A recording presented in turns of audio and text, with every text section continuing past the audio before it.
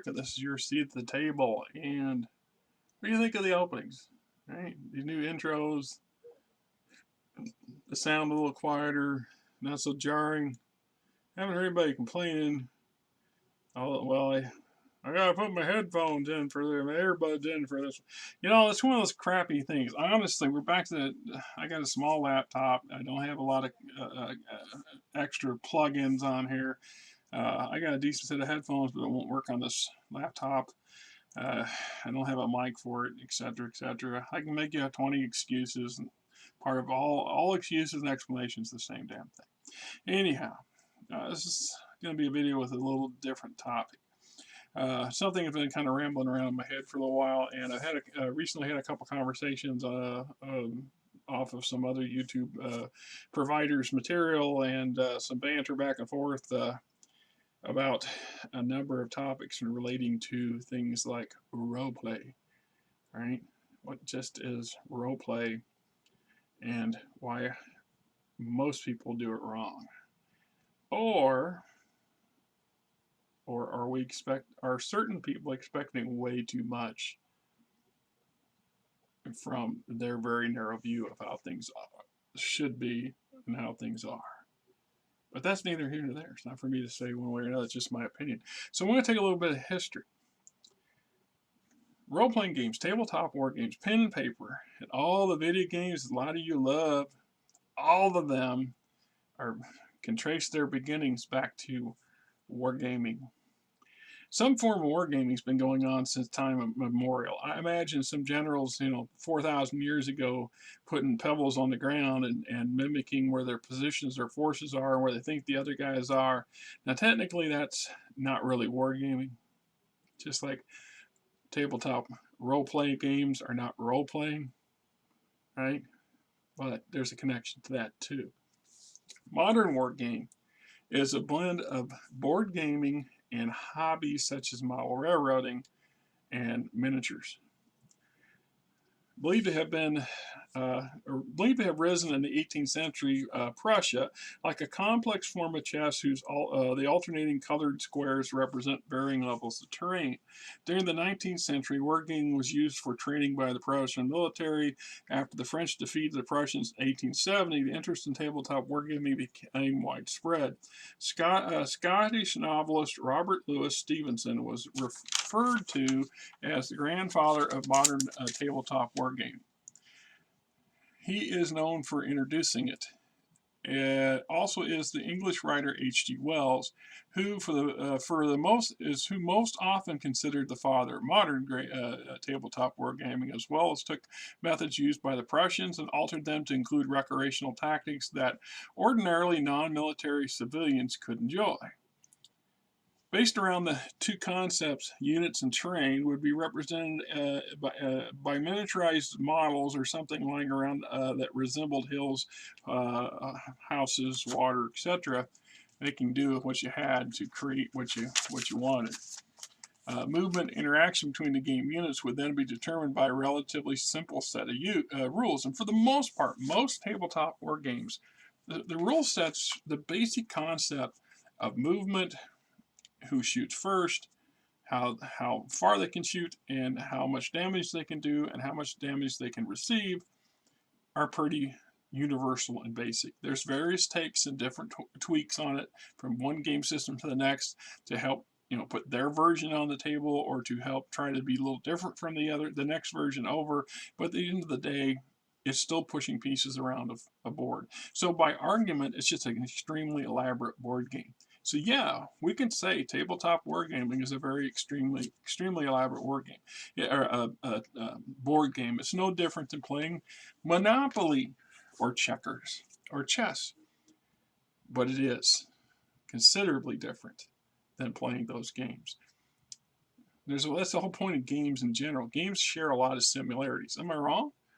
Are all games what they're for? They're supposed to help you pass the time, supposed to help find sometimes entertainment, sometimes frustration, sometimes anger, win or lose, frustration with something not going the way you thought it should, planning, never meeting your plans, never surviving, encountering your foe. All that's part of the game experience. Now, you know, anyway.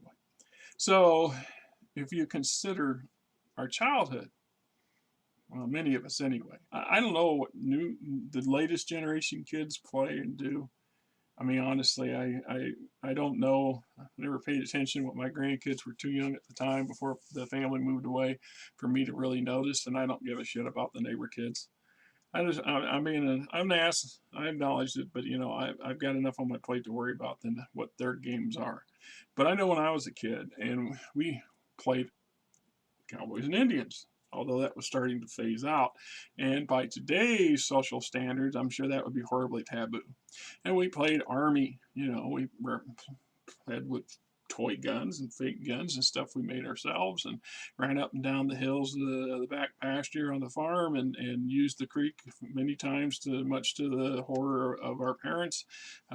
Came home slopping wet or covered in muck and mud and worse, and had a grand old time. And then when Star Wars introduced, we became stormtroopers and rebels. I mean, the concepts, the titles changed, the names changed, but the concept remained the same.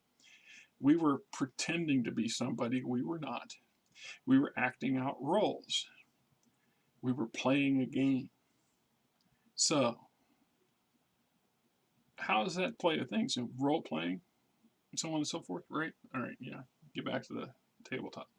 The creation of H.G. Wells' book Little Wars, which he published in 1913, helped further propel the hobby. It is credited to Wells and a close friend of his for creating a lifelike miniature tabletop setting on which the game could be played. And yes, folks, I've got notes. Tabletop role-playing games, however, also known as pen and paper role-playing game, is a form of role-playing game in which the participants describe their character's actions through speech. Right? So when we look at things, I stopped and did a search, right, on the definition of role-play. Webster's definition of role-play is 1, to act out the role of. 2, to represent in action.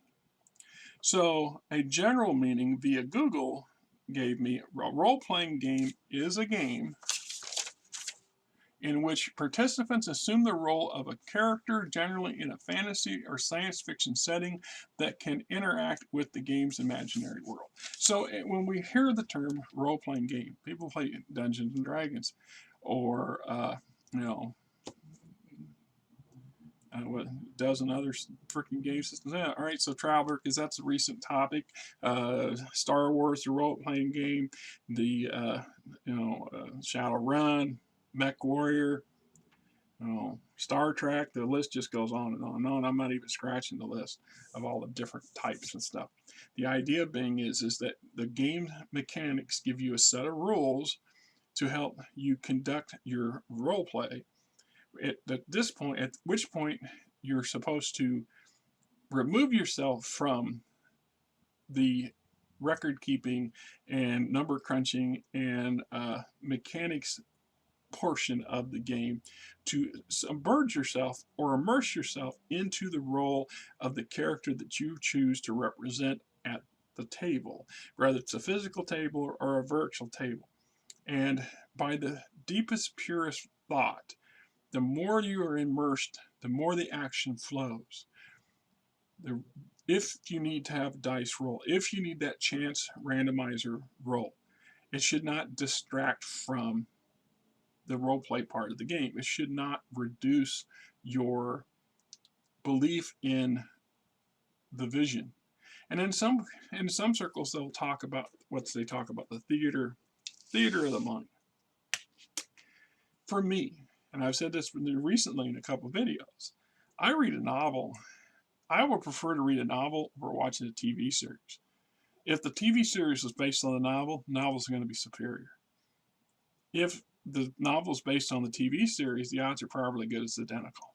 That's just my personal view on this and how I come to, it's just been my experience over the years.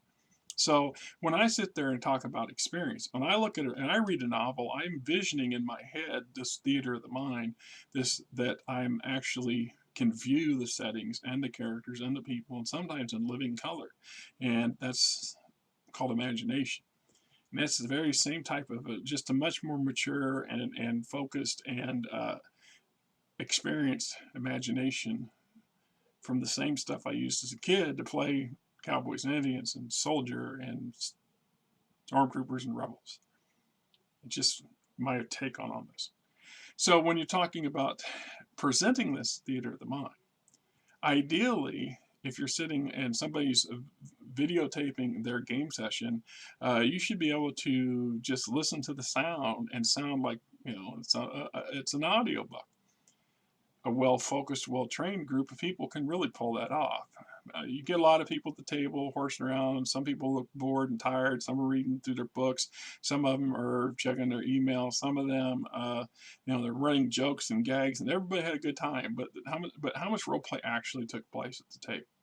See, there's the nugget at the bottom of this whole thing, and how much role play is actually taking place. How much time did you actually devote to it? So when somebody says, so I tell you, I've been gaming for 40 years. I got 40 years of role play. Well, more likely, of all those 40 years, I probably can honestly say I've got 5 or 6 years worth of actual role play, and the rest of it's just, screwing around, making jokes, trying to understand the book system, asking questions that shouldn't be asked at the game table in some people's views, and experiencing the game as 95% of people do. So for the other 5% the purists who want things at the very extreme perfection, and they can strive for it and they actually achieve it, good for them. But you know what? Have you ever tried to make an audiobook? It's easier to sit there and say, well, it should be like an audiobook until you've actually tried to make one. Now, I personally have not tried to make an audiobook, but I know I've tried to make plenty of damn videos. I got 700 plus on this channel.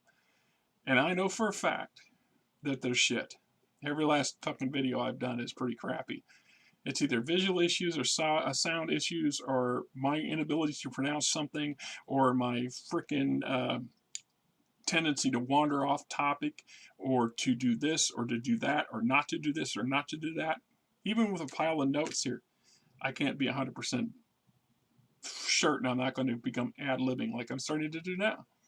Because that's who I am. But it's also because I don't have a bunch of extra time to take this video, and the really, really good videos on YouTube, they do this. I'm being honest, especially the YouTubers that are actually trying to make it go on their channel to make it monetary.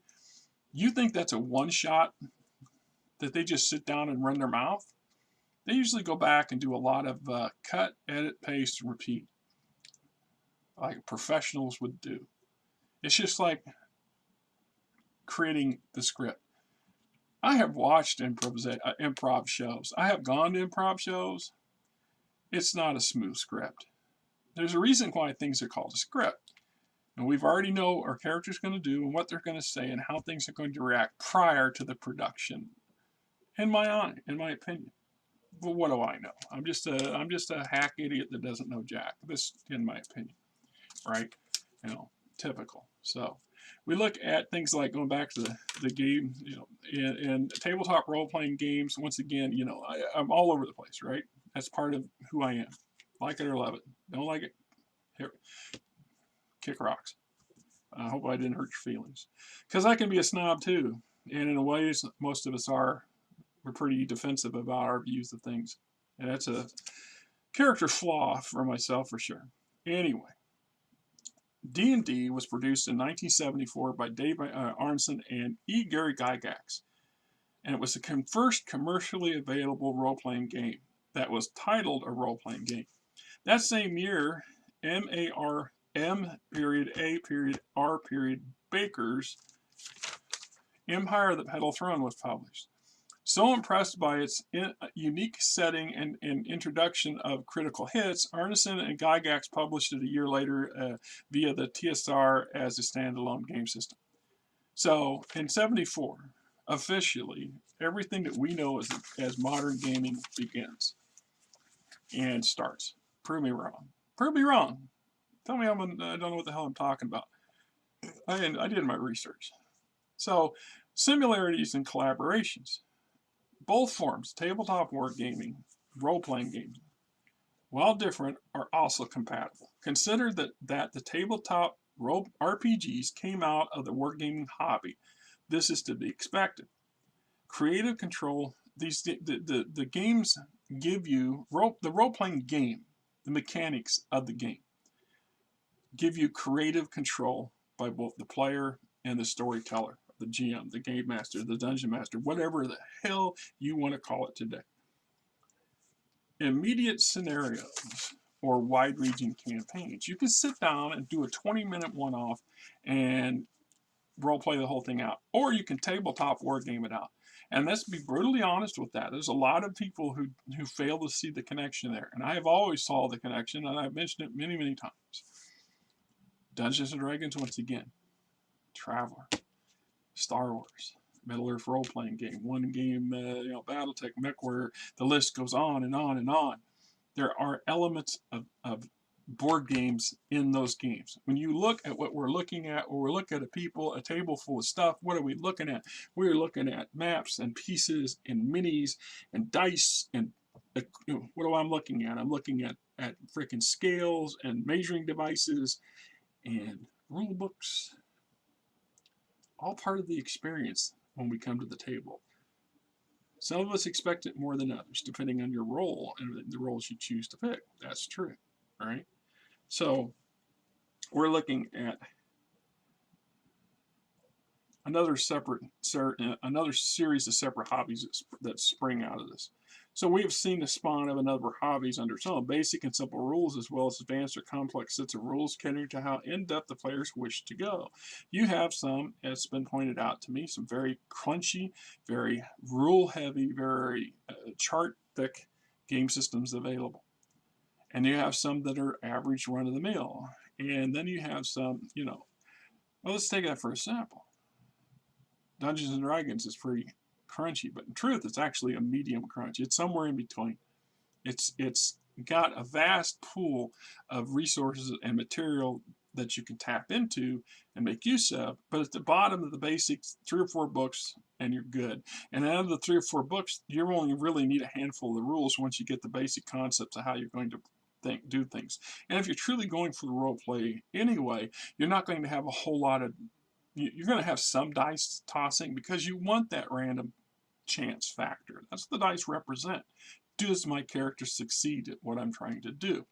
But a pure role player would never say that at the table. They would just roll the dice. And everybody at the table understands why they're rolling the dice and what the result means. And then it becomes the story is not disrupted. You're not yanked abruptly out of the game because somebody's got to ask questions, stop, go grab a book, pull up the rules. But that's a very veteran group of people. Very rare can you find anybody that can sit down for 6 or 8 hours or 4 hours and be 100% focused on staying in their character and acting out everything acted within that realm of character with the very minimal input from anything else. And that's the facts. The internet's full of it. I know I'm full of it, but so's the internet. You can see it. See it with your own eyes, see it with your own ears. You can also have the use of dice and some other form of randomizer. I've done a video on this a long time ago. You can use a deck of cards. If you don't own dice, or you don't have dice, or you don't have access to dice, believe it or not, there's times and places in the world where that's very possible. A regular deck of playing cards can represent any D system you want to use. I frequently use a deck of cards to represent a D100, D10. Real easy to adapt it, real easy to do. And then there's other types of dice too. So chance dice, mark dice, function dice, where you don't have a number, you have an icon that represents something. A fate die. Is it the fate's with you or against you or whatever? However that stuff works out. I never quite got into those. Then we have character and or unit development. So now within this, we're developing a character, or in a tabletop war game, you have a unit of character, a unit of soldiers or tanks or whatever. And over time, we're going to develop, if they don't get completely destroyed in the first 20 seconds of combat.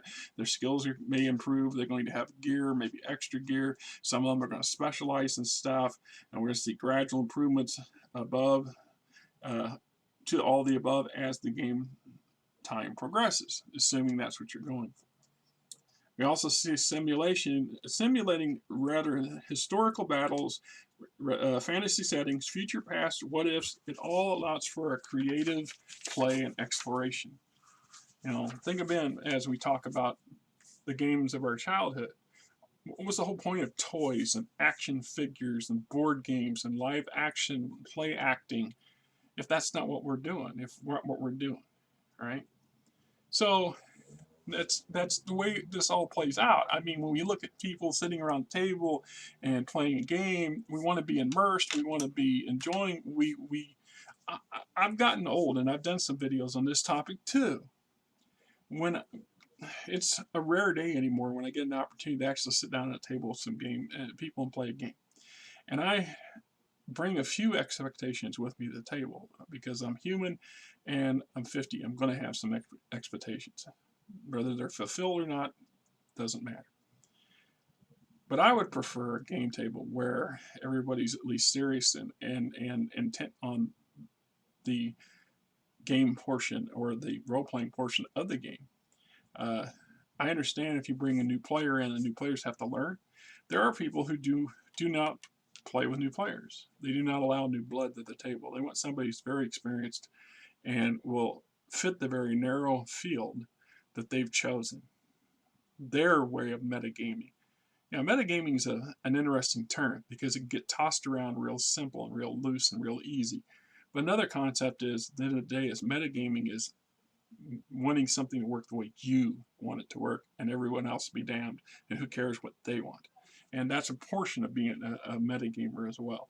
Like it or not, that too is a fact. Wikipedia, right? So in reality versus the purest wishes for a game system, we're striving for that perfect game, that perfect session. With the advent of online resources and what's something I get for taking my damn glasses off? Advent of online avenues for the hobbies and things like social media, the introduction of virtual tabletop systems, for example, gives us a lot of open opportunities for expanding our contact and access and stuff like that to people and places. We also see things like Critical Role, and I'm not taking a ditch or a dog at them. And I've watched plenty of Critical Role shows, and it is a show. And these are actors. These are voice actors. It clearly stipulates that right there on their bylaws and in their advertising. Every one of these people here began as a voice actor in some animated series of some sort of some kind, and they're avid gamers. I'm guessing most of them had some experience. They've all had experienced games, role-playing games as children, as that didn't have structure, that we made up in our own minds, the literal theater of the mind. And they had some great success, and then they had some really good success at a specific Kickstarter program that gave them $10 million to get this thing up and going, and to the level that it is and it has been, and the amount of effort and work and time that goes into it. Now, have you seen one of their shows? Yeah, there's some great storytelling going on there. There's some great interaction between the characters and the players. A lot of joking and horsing around, and a lot of non-role-playing stuff going on too. But is that your expectation? What are your expectations for the game? What are you expecting when you sit down and you play? What is your expectations for a tabletop war game? You show me a war game, you show me a quote role-playing game system today that doesn't have some set of rules incorporated in it for miniature use, for set piece tabletop wargaming on some scale, because I mean there are some. I'm absolutely positive there are some. I can guarantee it that not one of the game systems I have doesn't have something in there that addresses it. If it's not on the the tabletop as in hand-to-hand combat is space combat.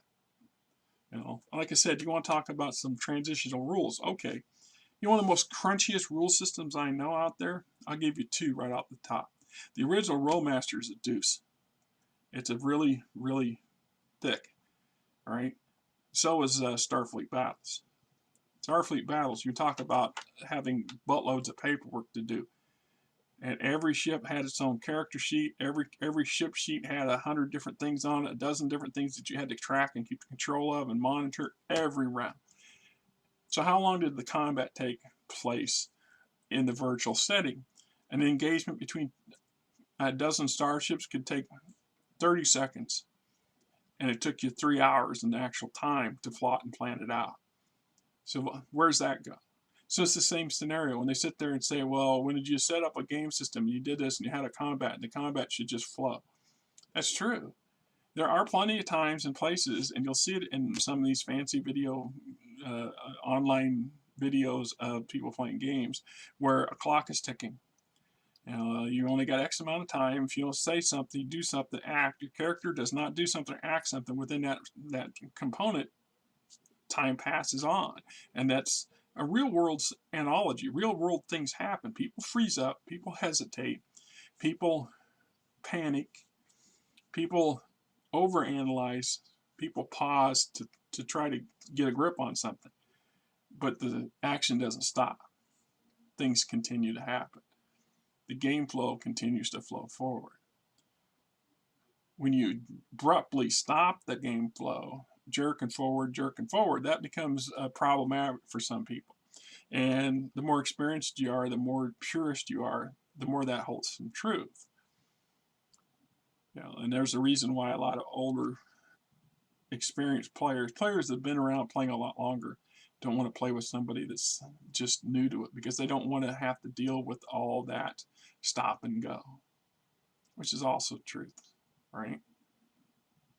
Yeah. Well, you know, like I said, tabletop wargaming and pen and paper role-playing games. And what else could you call them? Just you know, well, it's not, you really only do about 5% of the time. You only do 5 or 10% of the actual role play when you're role playing, and most people don't even role play very well at all. They just this, that, and the other thing. Well, okay. So what else do we call them? You know, I didn't pick the term role playing game. I didn't choose that, but it is apt if you go look at the actual physical definition. To act out the role of, or to represent in action, or if you combine the two, acting out the role of through action. That is the basics of role play, or the basic understanding and concept of role play. But I'm just saying, what else would you call these things? Simulations? So they have been called that. They've been called quite a few things. You know, I don't know. It's part of the fun and the frustration, right? It's the same reason that I do the channel, and I started the channel so long ago, because, I don't know, is there a little bit of ego involved? Sure.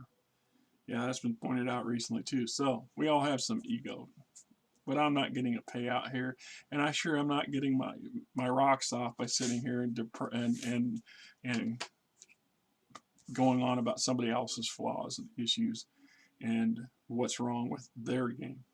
I don't see representations of, you don't see me gaming on the internet, because if I did and I put it out there and I did it poorly, then so be it, right? But as long as I have that information out there, it's like voting.